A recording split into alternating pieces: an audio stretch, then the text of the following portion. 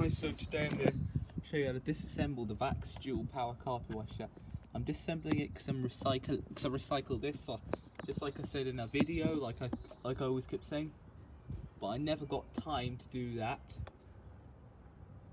So first thing you need to grab your screwdriver. Remember, you undo this that screw there, and then when it's been undone, you undo that by hand. So that is out, and then you move this. Oh, we can do something. And that's how you move the handle on this machine.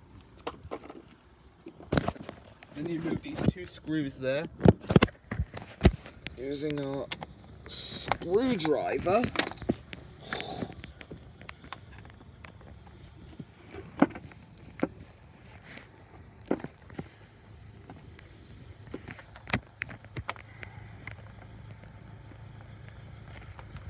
So I'm undoing this next screw there.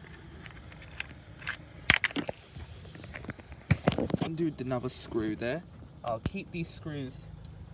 Okay, the screws, they're not going. The machine's going, not the screws. The